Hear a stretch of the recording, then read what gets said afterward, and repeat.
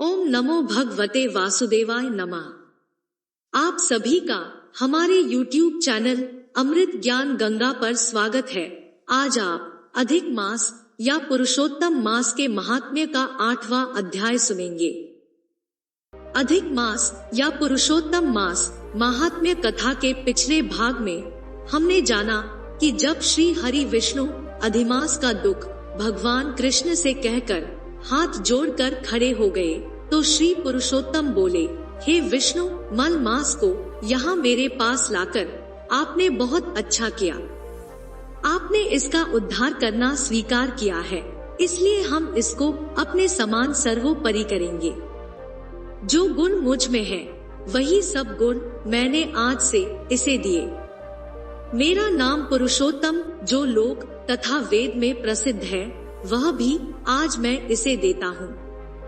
मैं पुरुषोत्तम अपने जिन गुणों के कारण प्रसिद्ध हूँ वैसे ही यह मल मास भी उन्हीं गुणों के कारण लोकों में पुरुषोत्तम के नाम से ही प्रसिद्ध होगा। हे मधुसूदन, आज से मैं इस अधिमास का स्वामी भी हुआ। मेरी समानता पाकर अब यह अधिमास सब मासों का राजा होगा। यह अधिमास जगत पूज्य और जगत से वंदना करवाने के योग्य होगा। जो इसकी पूजा और व्रत करेंगे उनके दुख और दारिद्र्य का नाश होगा। ये इसके पुरुषोत्तम नाम से पूरे जगत प्रसिद्ध होगा। हमने इसको समस्त प्राणियों को मोक्ष देने वाला बनाया है। इस पुरुषोत्तम मास के भक्त एक मास के व्रत से ही बिना परिश्रम मृत्यु रहित परम पद को पालेंगे। यह अधिमास व्रत संपूर्ण साधनों में श्रेष्ठ साधन है और समस्त कामनाओं के फल की सिद्धि को देने वाला है। इसलिए इस पुरुषोत्तम मास का व्रत सबको करना चाहिए। हल से खेत में बोए हुए बीज जैसे करोड़ों गुना बढ़ते हैं, वैसे ही मेरे पुरुषोत्तम मास में किया हुआ पुण्य करोड़ों गुना अधिक होता है। मेरे भक्तों की कामना पूर्ण करने में मुझे कभी देर भी हो जाती है, किंतु जो मेरे मास के भक्त हैं, उनकी कामना पूर्ण करने में मुझे कभी भी देर नहीं होती है। मुझे मेरे मास के भक्त अत्यंत प्रिय है। जो मूर्ख मेरे प्रिय मल मास का निरादर करते हैं और मल मास में धर्म आचरण नहीं करते, वे सर्वदा नरक में जाते हैं। जो मनुष्य इस पुरुषोत्तम मास में भक्ति पूर्वक मेरा पूजन करते हैं, वे धन, पुत्र और अनेक सुखों को भोगकर पुनः गोलोक के वासी होते हैं। मेरी आज्ञा से सब जन मेरे अधिमास का पूजन करेंगे। मैंने इसे सब मासों से उत्तम मास बनाया है। इसलिए हे विष्णु, आप अधिमास की चिंता त्याग कर इसे साथ लेकर अपने बैकुंठ में जाओ। इस प्रकार भगवान श्री कृष्ण के मुख से वचन सुनने के बाद श्री कृष्ण को प्रणाम करके विष्णु प्रसन्नता पूर्वक मल मास को अपने साथ लेकर बैकुंठ की ओर चल दिए। पिछले भाग में हमने यहाँ तक विस्तार से जाना। आज के इस भाग में हम इससे आगे की कथा जानेंगे।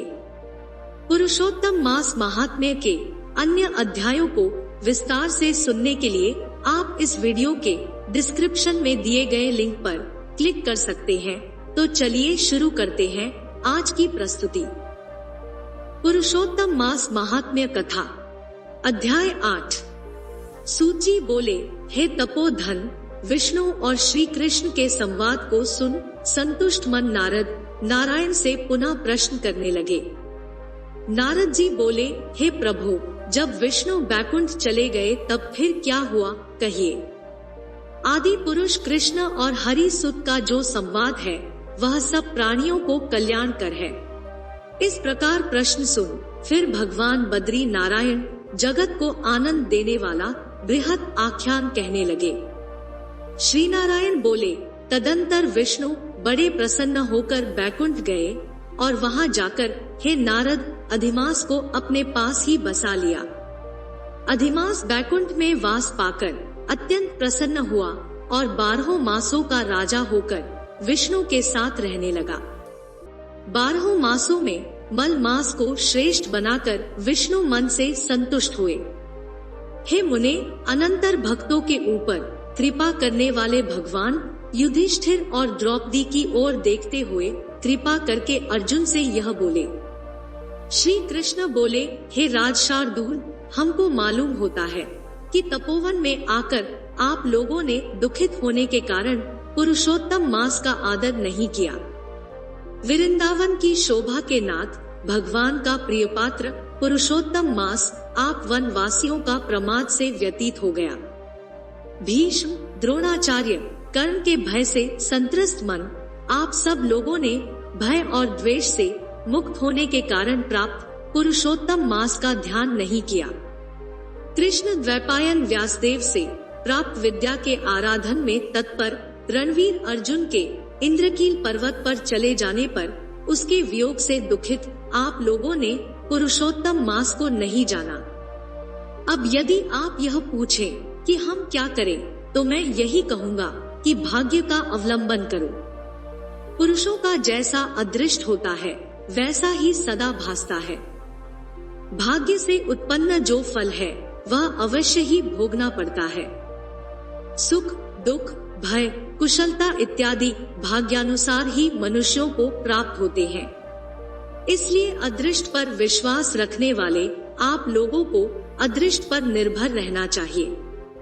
अब इसके बाद आप लोगों के दुख का दूसरा कारण और बड़ा आश्चर्यजनक इतिहास के सहित कहते हैं।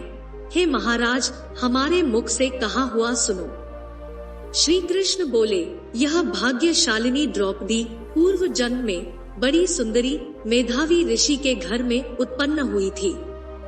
समय व्यतीत होने पर जब 10 वर्ष की हुई तब क्रम से रूप और लावण्य से युक्त अति सुंदरी और आकर्णांत नेत्र से शोभायमान हुई। चातुर्य गुण से युक्त यह अपने पिता की एकमात्र इकलौती कन्या थी। आथा चतुरा गुणवती सुंदरी यह पिता की बड़ी लाडली थी। मेधावी ने सदा लड़के की तरह इसे माना, कभी भी अनादर नहीं किया। यह भी साहित्य शास्त्र में पंडिता और नीति शास्त्र में भी प्रवीणा थी। इसकी माता इसकी छोटी अवस्था में ही मर गई थी। पिता ने ही प्रसन्नता पूर्वक पाला पोसा था। पास में रहने वाली अपनी सखी के पुत्र पौत्रादि सुख को देख इसको भी स्पृहा हुई और तब यह सोचने लगी कि हमें भी यह सुख कैसे प्राप्त होगा।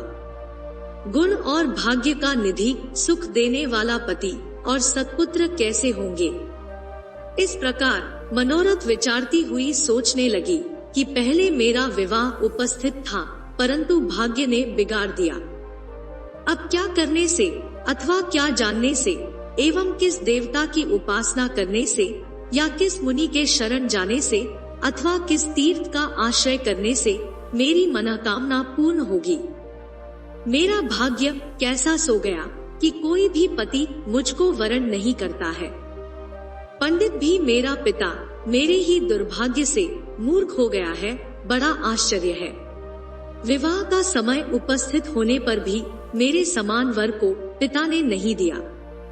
मैं अपनी सहेलियों के बीच में प्रमुख हूँ, परंतु कुमारी होने के कारण पति दुख से पीड़ित हूँ। जैसे मेरी सखियाँ पति सुख को भोगने वाली है, वैसे मैं नहीं हूँ। मेरी भाग्यवती माता क्यों पहले मर गई। इस प्रकार चिंता से व्याकुल कन्या मनोरथ रूप समुद्र के मोह रूप जल में निमग्न हो शोक मोह रूप लहरों से पीड़ित हो गई। इसके पिता मेधावी ऋषि भी कन्यादान के लिए कन्या के समान वर ढूंढने के हेतु देश विदेश भ्रमण करने के लिए निकले, परंतु कन्या के अनुरूप वर न मिलने से अपने मनोरथ में निराश हुए। कन्या के और अपने भाग्य से कन्यादान रूप संकल्प के पूर्ण न होने से दैव योग के कारण बड़ा भारी दारुण ज्वर उन्हें आ गया। सब अंग ऐसे फूटने लगे जैसे समस्त अंग टूट टूट कर अलग हो जाएंगे और ज्वर की ज्वाला से व्याकुल हुए श्वासोच्छ्वास लेते महादारुण मूर्छा से मदिरा पान से उन्मत्त की तरह पैर लड़खड़ाते गिरते पड़ते किसी तरह घर में आए और आते ही पृथ्वी पर गिर पड़े। भय से विह्वल कन्या जब तक पिता को देखने आए तब तक कन्या को स्मरण करते हुए मेधावी मुनि मरणासन्न हो गए।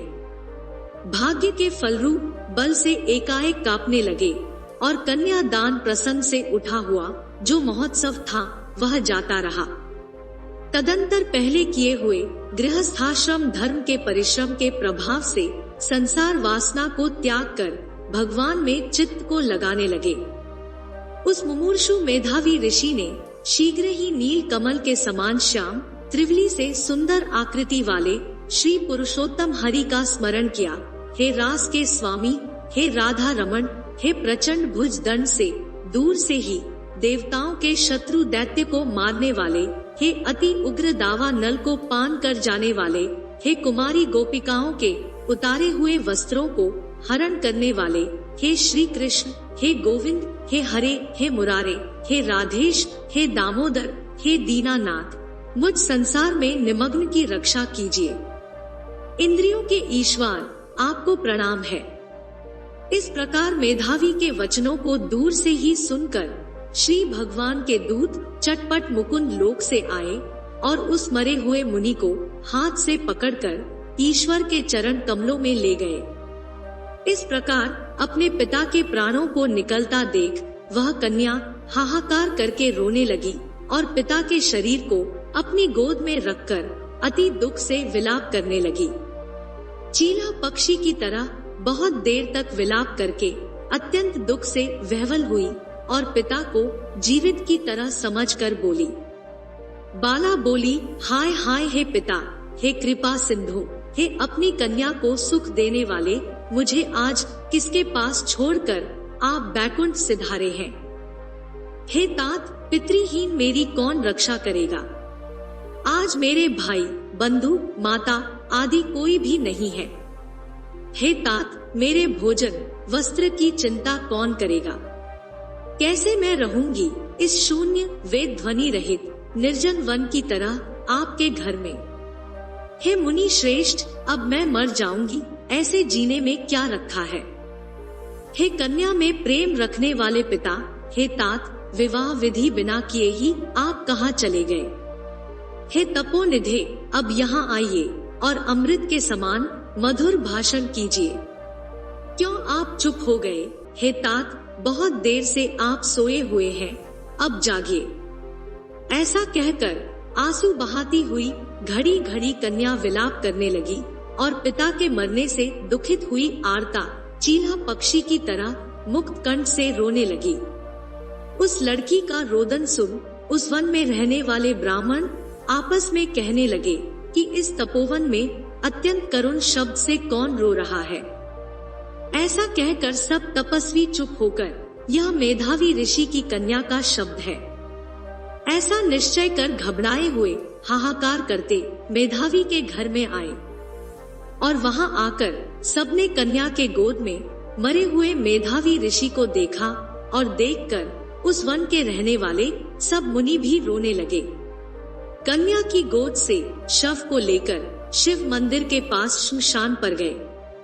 वहां काष्ठ की चिता लगाकर विधि से अंत्येष्टि कर्म कर उसका दाह किए। दाह के अनंतर कन्या को समझाकर सब ऋषि अपने अपने आश्रम गए। इधर कन्या भी धैर्य धारण कर यथाशक्ति क्रिया के लिए द्रव्य खर्च किया। इस प्रकार पिता की मरण क्रिया को करके कन्या इसी तपोवन में निवास करने लगी और पिता के मरण रूप दुखाग्नि से जली हुई रंभा की तरह व्यथित होती हुई एवं बछड़े के मर जाने से जैसे गौ चिल्लाती है और खाती नहीं दुर्बल होती है, वैसे ही यह बाला भी दुखित हुई। प्रिय भक्त जनों, पुरुषोत्तम मास की कथा का ये अध्याय यही समाप्त होता है। इससे आगे की कथा हम अगले भाग में प्रस्तुत करेंगे। आपको हमारी यह प्रस्तुति कैसी लगी कमेंट करके जरूर बताएं। आपको हमारी यह प्रस्तुति पसंद आई हो तो वीडियो को लाइक करें, चैनल को सब्सक्राइब करें। वीडियो को अंत तक देखने के लिए आपका बहुत बहुत धन्यवाद।